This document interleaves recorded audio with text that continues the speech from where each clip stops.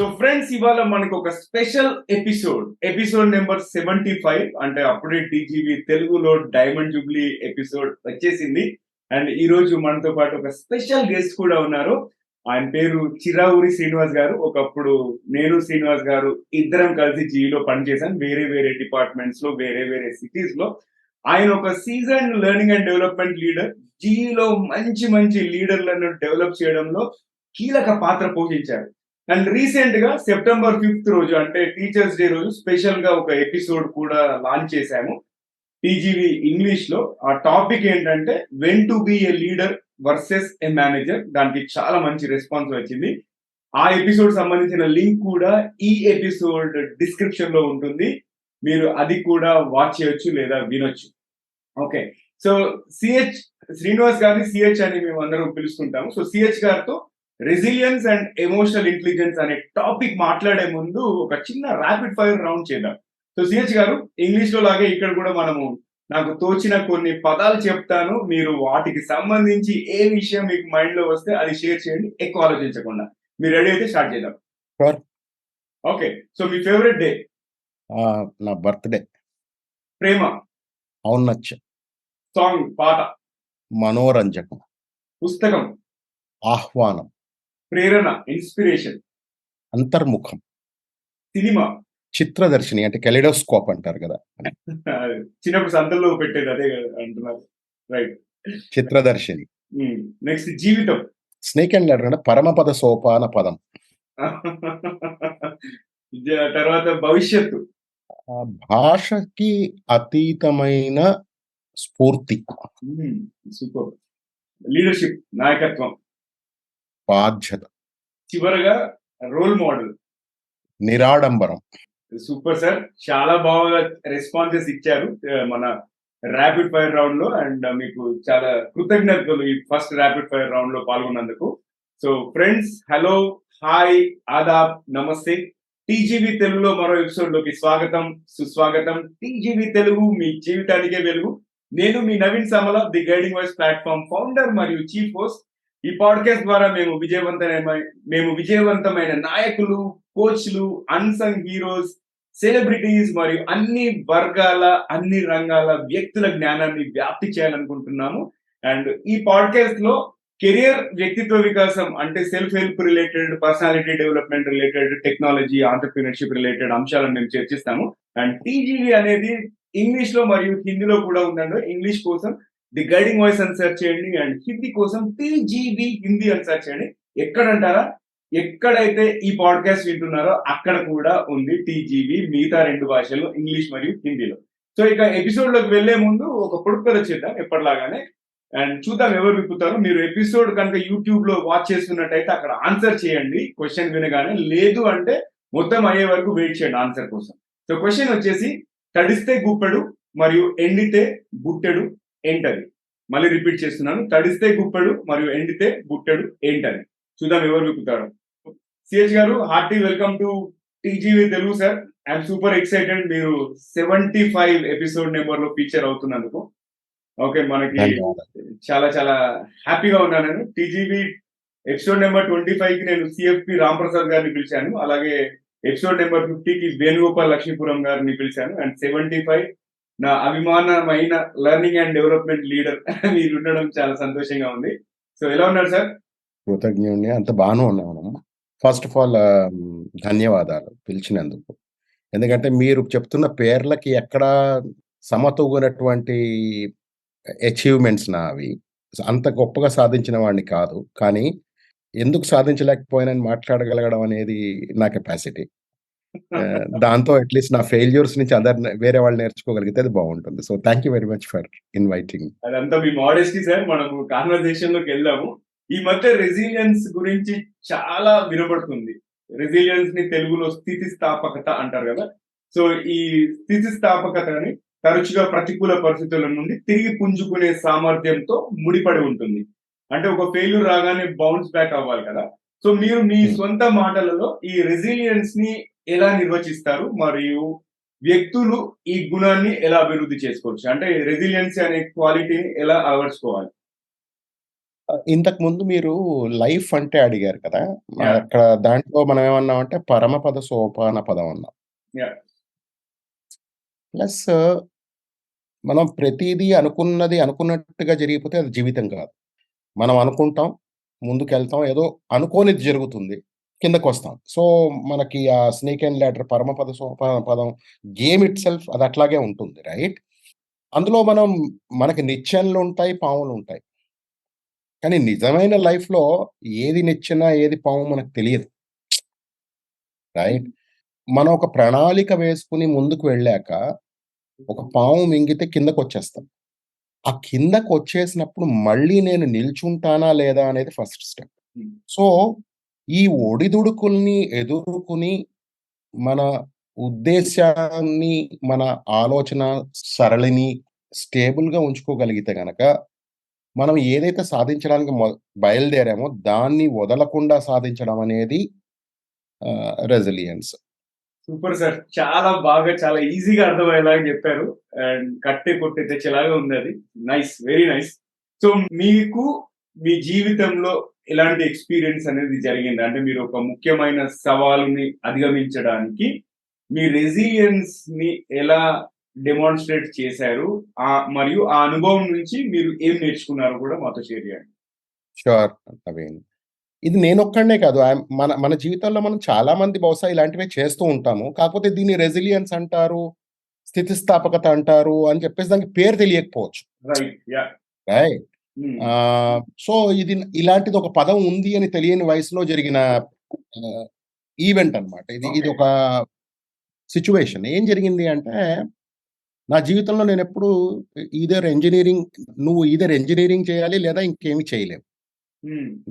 అంటే అది నా ఆలోచన సరళి. ఎందుకంటే ఎవరినో చూసి నేను ఇంజినీర్ అవ్వాలనుకున్నాను అంతే. హ్మ్. చిన్నప్పటి నుంచి ఒక మావయ్య గారు ఉండేవారు.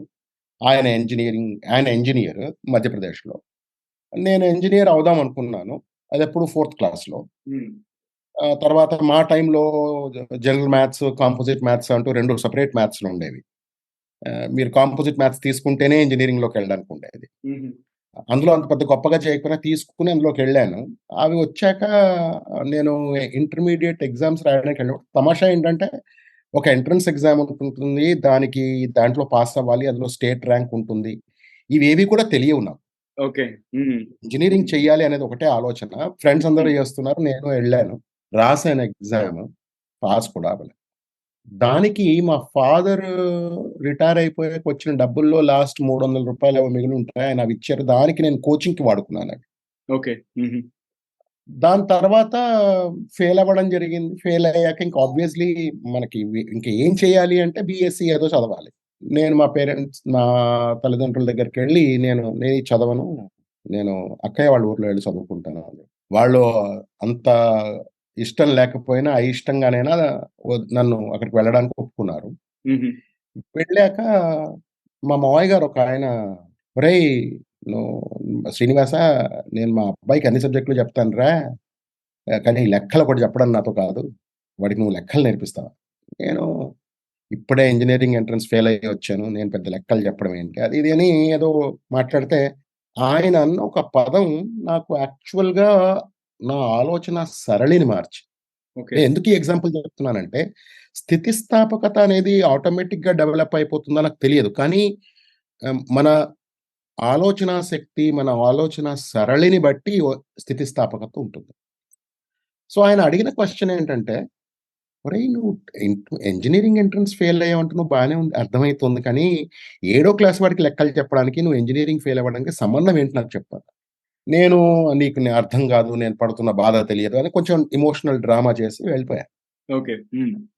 మా దగ్గరెక్కడో కూర్చొని మా అక్కయ్య వాళ్ళ ఇంట్లో కూర్చొని ఆలోచిస్తున్నప్పుడు అంటే మా బంధువులందరూ ఆ ఊర్లో ఉండేవాళ్ళు. ఇద్దరు, ముగ్గురు బంధువులు, మా హ్మ్. అక్కయ్య వాళ్ళు.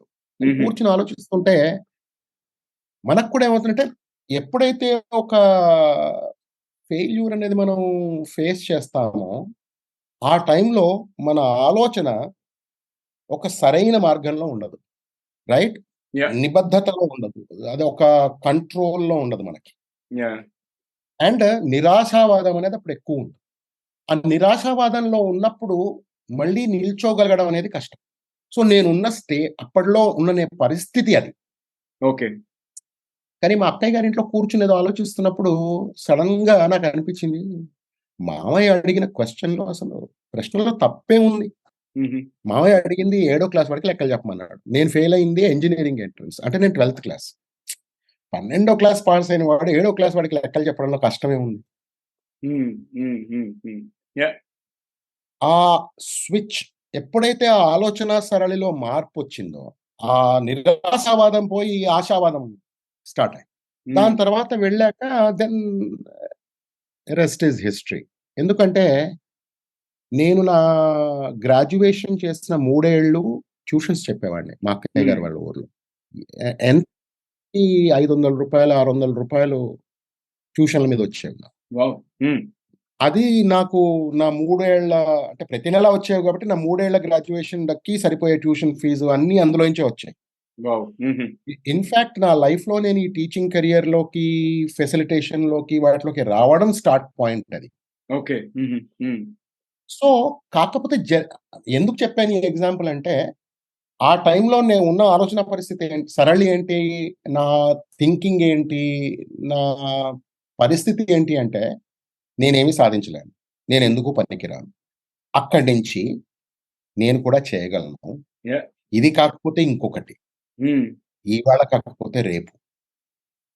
కానీ తప్పనిసరిగా చేస్తాను అని చెప్పుకోగలగడం అనేది, దాని తర్వాత బహుశా అంతకంటే భయంకరమైన పరిస్థితులు ఏర్పడి ఉంటాయి. కానీ అది నా లైఫ్‌లో ఒక పివటల్ పాయింట్. అంటే ఒక ఆహ్, ఆలోచనలో మార్పు తీసుకొచ్చిన పరిస్థితి కాబట్టి దట్ ఈస్ వెరీ హ్మ్. సిగ్నిఫికెంట్. హుహు. నైస్. అండ్ ప్రొఫెషనల్‌గా అంటే కొన్ని సార్లు మనం లైఫ్‌లో ఎట్లా ఉంటుందంటే ప్రమోషన్ అనేది చాలా ఎక్సైట్‌మెంట్ ఉంటుంది. అనుకోకుండా వస్తే పర్లేదు. ఎదురు చూస్తున్నప్పుడు బాధ ఇంకా ఎక్కువుంటుంది. సో, మొదటిసారి నాకొచ్చిన ప్రమోషను నేను అసలు అనుకోనిది. హ్మ్. అసలు అనుకోని టైంలో వస్తే ఎవరో మెయిల్ పెడితే కంగ్రాచ్యులేషన్స్ మెయిల్ పెడితే అది చదివి నేను ప్రమోట్ అయ్యానని తెలుసుకున్నాను. దట్ ఎక్సైట్‌మెంట్ అంటే ఆ ఎక్సైట్‌మెంట్ అది వేరు. ఆ! దాని తర్వాత బాగా చేసి ఇది చేశాక కష్టపడితే ఇంక నీకు ప్రమోషన్ వస్తుంది తెలిసాక చేసి ఈ సంవత్సరం వస్తుంది. ఈ సంవత్సరం అలాగా ఒక 2 ఏళ్ళు నేను ప్రతి సంవత్సరం ఈ సంవత్సరం ప్రమోషన్ వస్తుందా అని వెయిట్ చేస్తున్నప్పుడు నాలో నిరాశావాదం కొంచెం ఎక్కువే అయింది. హుహు. ఆ టైంలో ఐ థింక్ నేను కొంచెం డౌన్‌గానే ఫీల్ అయ్యేవాడిని. ఓకే. తర్వాత ప్రమోషన్ వచ్చే టైంకి చాలా టైం పట్టింది. హుహు. కానీ ఆ 4, 5 ఏళ్లలో నేను అర్థం చేసుకున్నదేంటంటే, నేను ఎవరితో కంపీట్ చేస్తున్నాను? ఎవరితో నా పోటీ? హ్మ్. అనేది ఆలోచించుకున్నా. అసలు నేను ఉద్యోగం చేస్తున్నది వేరే వాళ్ళతో కాంపిటీషన్‌లో ప్రమోషన్ తెచ్చుకోవడానికా? లేదా నాకేమైనా ధ్యేయం ఉందా? హుహు. ఇది ఆలోచించుకున్నప్పుడు నా ధ్యేయం ఇంపార్టెంట్ అనుకున్నప్పుడు, ఈ నిరాశావాదం ఇలాంటివన్నీ కొంచెం తగ్గడం జరిగింది. దాంతో హుహు. ఏమైంది అంటే, ప్రమోషన్ రావడం లేట్ అయినా, అట్‌లీస్ట్ ఆ మిగిలిన 3 ఏళ్ళు నేనంత నెగటివిటీతో గడపలేదు. హ్మ్. సో, నిరాశ అనే స్థితిస్థాపకత ఏం చేస్తుందంటే, ప్రాబ్లమ్ సాల్వ్ చేయదు. హ్మ్. కానీ ఒడిదుడుకుల నుంచి నిలుచుని పరిగెత్తడం మళ్ళీ ఎట్లా? మళ్ళీ ప్రయత్నం చేస్తున్నానా లేదా? హుహు. సో, చాలా సార్లు నేను అనుకున్నట్టు అవ్వలేదు. కానీ ముఖ్యంగా నేను చేసే జాబ్‌లో ట్రైనింగ్ గాబట్టి, నేనెళ్లి నిల్చొని మాట్లాడుతుంటే నాలో నెగటివిటీ ఉందనుకోండి, పార్టిసిపెంట్స్ మీద దాని ప్రభావం ఎలా ఉంటుంది? యాహ్! హ్మ్. అండ్ నా దగ్గరికి కోచింగ్‌కొచ్చే వాళ్ళందరూ నేను ప్రమోషన్ ఎలా తెచ్చుకోవాలి అడుగుతారు. నాకు ప్రమోషన్ రాలేదు. నేను నీకెలా చెప్పను అని మొదలుపెట్టాననుకోండి, అది నిరాశావాదం. హ్మ్. కానీ నాకున్న పరిస్థితిని పక్కన పెట్టి మాట్లాడగలగడం. ఇది లేకపోయినంత మాత్రాన నేను ఇంకో దానికి పనికిరాను అని అనుకోవడం అనేది తప్పు. సో, ఆ ఆలోచన సరళిని పెంచుకోవడం వల్ల ప్రొఫెషనల్ లైఫ్‌లో కూడా ఇట్ హెల్ప్స్. నెక్స్ట్ క్వెషన్ ఇప్పుడు మామూలుగా ఈ రెసిలియన్స్‌ని ఒకరు డెవలప్ చేయాలి అనుకుంటే వాళ్ళు ఎలాంటి స్ట్రాటజీస్ ఫాలో అవ్వాలి? అంటే వాళ్ళ మైండ్ సెట్‌లో ఎలాంటి షిఫ్ట్ అనేది జరగాలి? సో, ఫస్ట్ ఆఫ్ ఆల్ మనకి ఇంగ్లీష్‌లో ఒక స్టేట్మెంట్ ఉంది. హుహు. All plans may not succeed but if you don't plan you plan to fail అని. అంటే ఒక ప్రణాళిక లేకపోవడం అనేది తప్పు. ఏదో ఒక చిన్న ప్లాన్ అయినా చేసుకోవాలి. ఒక ప్రణాళిక ఉండాలి. నేనిక్కడికెళ్తాను, ఇన్నింటికెళ్తాను. అది ప్లాన్ చేసుకోవడం తప్పులేదు.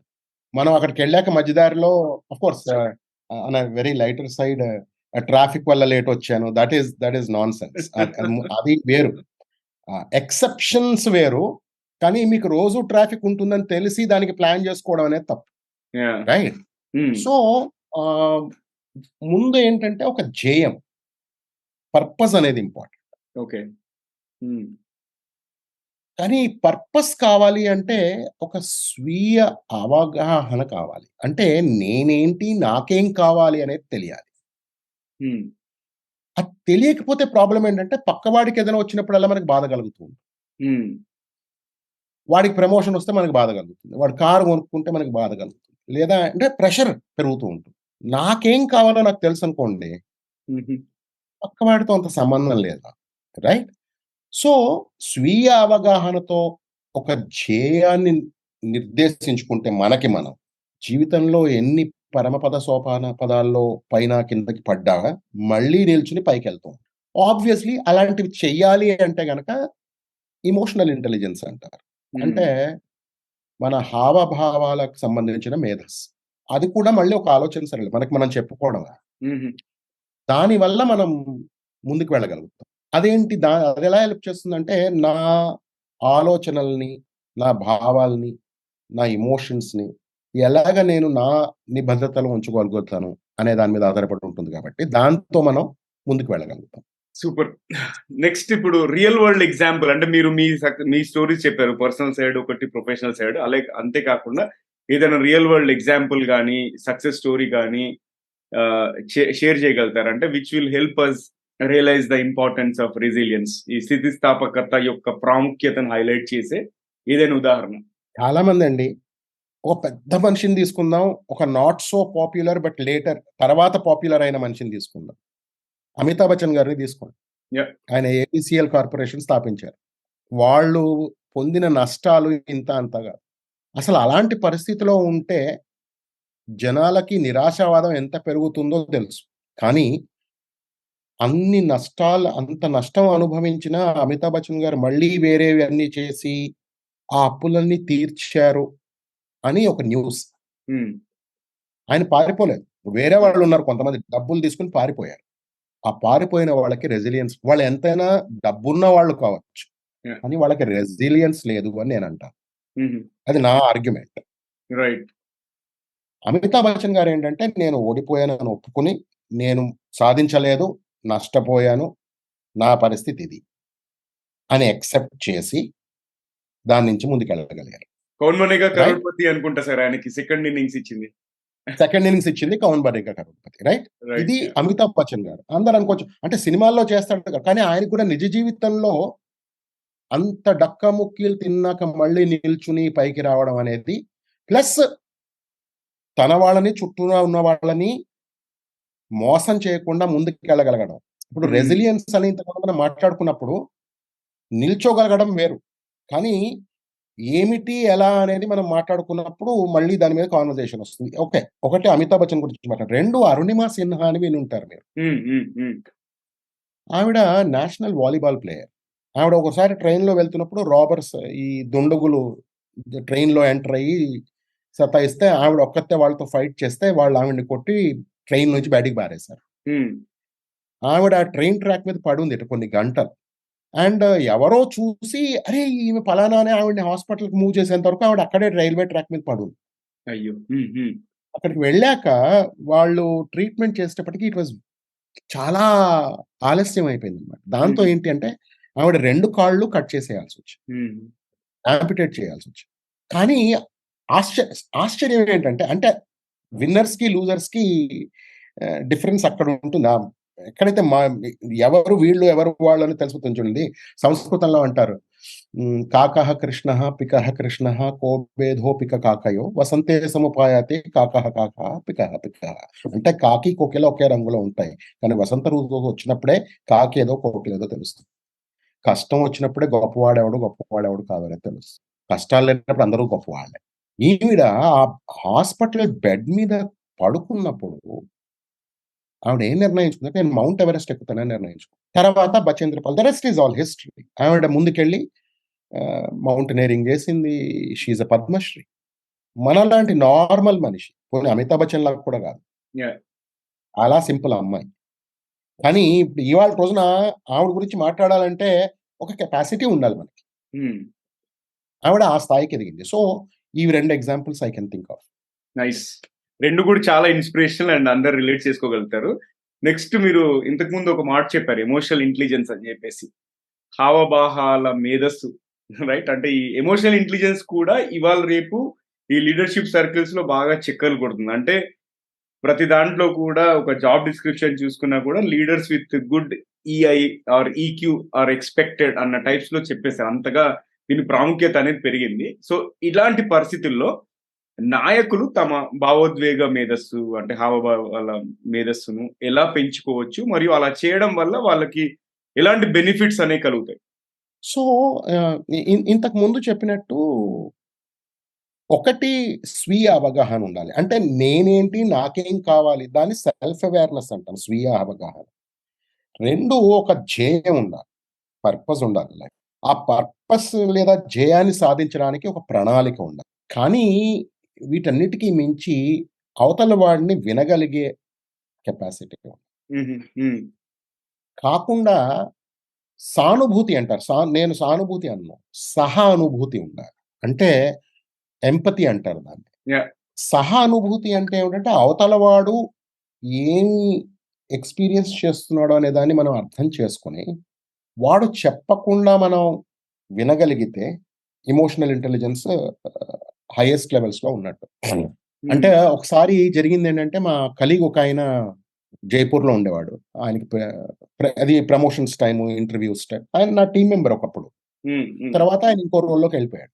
సరే నేను నార్మల్‌గా మన కంపెనీలో ఉన్నప్పుడు మెసేజ్‌లు పెడతాం గదా!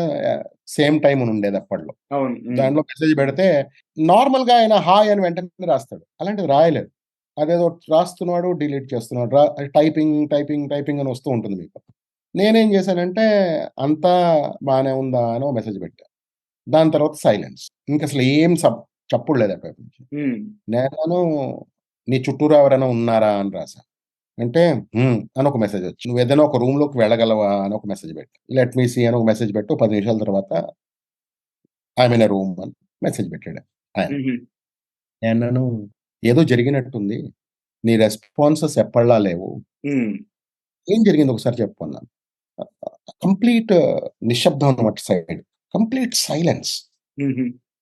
నేనన్నాను, "నీ ఎమోషనల్ స్టేట్ ఏంటి? నువ్వు అసలేం ఫీల్ అవుతున్నావు ఒకసారి చెప్పు నాకు. పర్లేదు మాట్లాడదాం." తర్వాత ఆ మనిషి అటువైపు లిటరల్‌గా ఏడుపు. ఏడుపు. Rest is all history. Yeah! తను జైపూర్‌లో తను, ఇక్కడ నేను. కానీ ఒక మనిషి మనతో మాట్లాడేటప్పుడు వాళ్ళన్నీ చెప్పలేకపోవచ్చు. కానీ వాళ్ళు చెప్పలేకపోయినా వాళ్ళు చెప్తున్న వాటినే కాకుండా వాటి చెప్పని వాటిని కూడా చూడగలగడం అనేది ఒక లీడర్ యొక్క కేపబిలిటీ.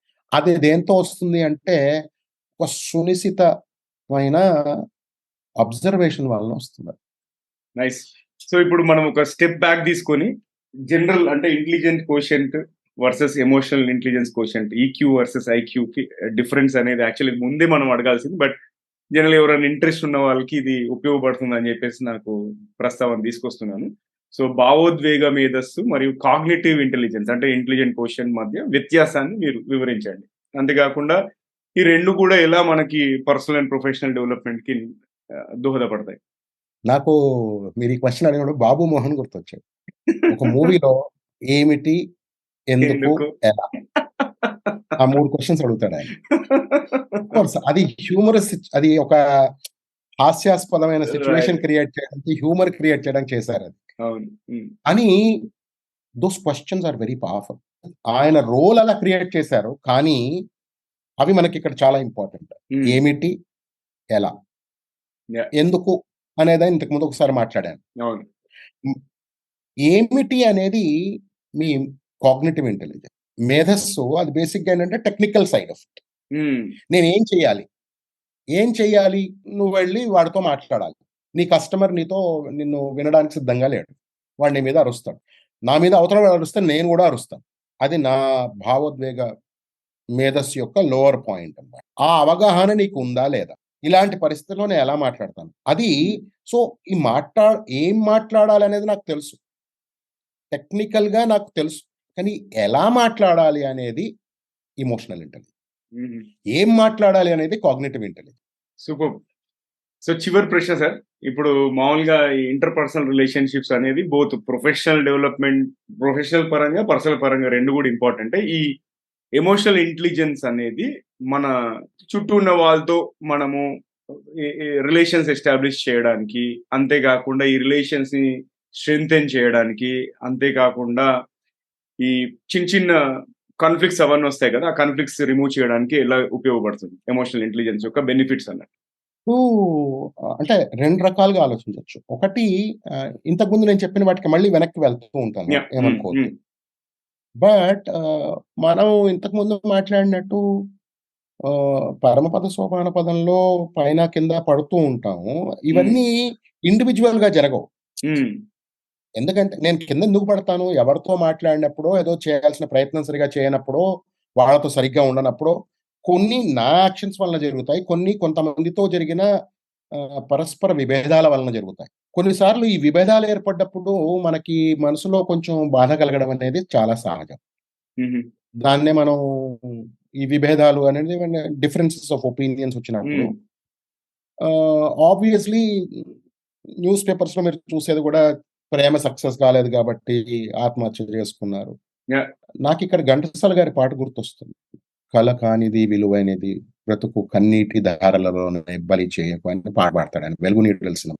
దాంట్లో ఆయన చెప్పినట్టు అగాధమౌ జలనిధిలోన ఆణిముత్యమున్నటులే శోకాన అడుగున దాగి సుఖమున్నదిలే.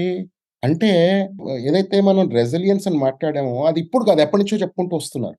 ఆయన పాటలో ఎంత గొప్పగా చెప్పాడంటే, బాధ పడుతున్నాము అనే దానికంటే, ఆ బాధని దాటుకొని ముందుకెళ్తే సుఖం అనేది కనిపిస్తుంది. కానీ చాలా సార్లు ఏం జరుగుతుందంటే మనం అక్కడ ఆగిపోతాం. ప్లస్ 'నా ఆటోగ్రాఫ్' మూవీలో కూడా ఆ అమ్మాయి ఒక పాట పాడుతుంది. మౌనంగానే ఎదగమని మొక్కనికి. అందులో కూడా సాగర మథనం జరిగినప్పుడు మొదట వచ్చింది విషం.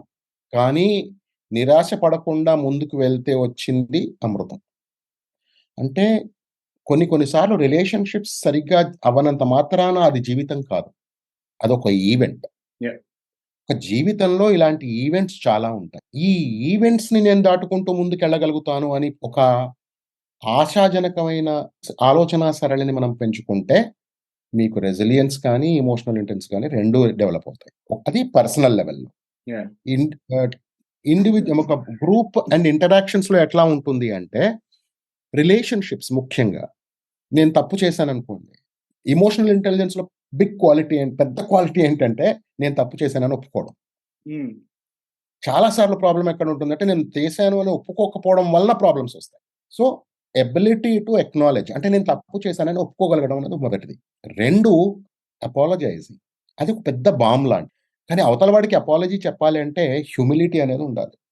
ఒక పారదర్శకత ఉండాలి. అంటే ట్రాన్స్‌పరెన్సీ అంటాం. ట్రాన్స్‌పరెన్సీ ఉండాలి. ప్లస్ లేడీకి లేచిందే పరుగులాగా ఆలోచన రాగానే నిర్ణయాలు తీసుకొని పరిగెత్తడం కంటే, ఒక ఆలోచన ఒచ్చాక దాన్ని ఒక్క నిమిషం ఆగి, ఆచితూచి కొన్ని నిర్ణయాలు తీసుకోవడం అనేది ఇంపార్టెంట్. దాన్ని ఇంపల్స్ కంట్రోల్ అంటారు. హుహు. ఇలాగా హ్యూమిలిటీ, ఇంపల్స్ కంట్రోల్ మనం మాట్లాడుకున్నదిప్పుడు.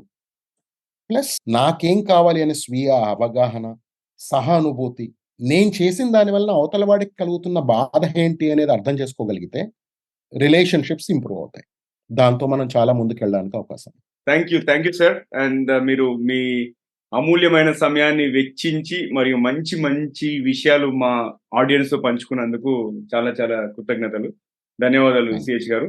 మళ్ళీ ధన్యవాదాలు. ఫ్యూచర్‌లో ఇంకొన్ని టాపిక్స్ తీసుకొని 2 భాషల్లో మళ్ళీ చేద్దాము. ఎందుకంటే మీరు మీరు మీకంటే ఇంకెవరు ఈ 2 టఫ్ టాపిక్స్ మీద బెటర్‌గా ఎక్స్‌ప్లెయిన్ చేయలేరు అనేది నాకు గట్టి నమ్మకం. So finally we made it happen. Thank you once again. ధన్యవాదాలు నవీన్. నమ్మకానికి ధన్యవాదాలు. Hope this made some sense. ఇది అందరికి ఉపయోగపడుతుందని అనుకుంటున్నాను. ఇది సొల్యూషన్ కాకపోవచ్చు. అన్నిటికి ఇదే సొల్యూషన్ కాకపోవచ్చు. కానీ ఇది ఎవరికైనా 1000 మందిలో ఒక్కళ్ళకి, ఇద్దరికి ఉపయోగపడ్డా గూడా ఈ 40 నిమిషాల సమయాన్ని మీరు వెచ్చించినందుకు, నన్ను ఆహ్వానించినందుకు ధన్యవాదాలు. థాంక్ యూ అండ్ ఈ సార్. సమయానికి ఒక మీనింగ్ అనేది ఏర్పడుతుంది. యాహ్! ఖచ్చితంగా ఉంటది సార్ ఇది. సో ఫ్రెండ్స్, అది ఇవాళటి కాన్వర్జేషన్ చిరౌరి శ్రీనివాస్ గారితో. అండ్ ఇక పొడుపు కథ విషయానికొస్తే పొడుపు కథ అనేది మర్చిపోయారు కదా. పొడుపు కథని నేను మళ్ళీ ఎక్స్ప్లెయిన్ చేస్తాను క్వశ్చన్ ని. తడిస్తే గుప్పెడు మరియు ఎండితే బుట్టడు ఏంటది? ఎవరైనా గెస్ చేశారా? జవాబు ఏంటంటే దూది. కాటన్. కాటన్ అనేది తడిస్తే ఇంతే అవుతుంది. అదే ఎండితే ఇంత అవుతుంది కదా. అందుకే అది దూది. సో అది వాళ్ళటి ఎపిసోడ్ కూడా. మళ్ళీ మరో ఎపిసోడ్ లో కలుసుకుందాం. అండ్ ఈ ఎపిసోడ్ కనుక మీకు నచ్చినట్టయితే కనీసం ముగ్గురు ఫ్రెండ్స్ లేదా కలీగ్స్ తో షేర్ చేయండి. అండ్ ఇంకా మీరు మా టీజీవీ తెలుగు ఛానల్ కి సబ్స్క్రైబ్ చేయకపోతే సబ్స్క్రైబ్ చేసి బెల్ ఐకాన్ నొక్కండి. అంతేకాకుండా మీ సలహాలు, సూచనలు, అభిప్రాయాలు మాకు ఈమెయిల్ ద్వారా తెలుపగలరు. అండ్ మీకు కెరియర్ రిలేటెడ్ కానీ, ఎడ్యుకేషన్ రిలేటెడ్ కానీ ఎటువంటి క్వెషన్స్ ఉన్నా మాకు మెయిల్ చేయండి. అండ్ ఫ్యూచర్‌లో ఎలాంటి టాపిక్స్ కవర్ చేయాలి, లేదా మంచి స్పీకర్స్ ఎవరైనా ఉన్నా కూడా చెప్పండి. వాళ్ళని మన ప్లాట్‌ఫార్మ్‌లోకి పిలుద్దాము, ఇంటర్వ్యూ చేద్దాం. సో వింటూనే ఉండండి, చూస్తూనే ఉండండి టీజీవీ తెలుగు. టీజీవీ తెలుగు మీ జీవితానికే వెలుగు. మళ్ళీ మరో ఎపిసోడ్‌లో మరో మంచి గెస్ట్‌తో కలుసుకుందాం. అంతవరకు సెలవు.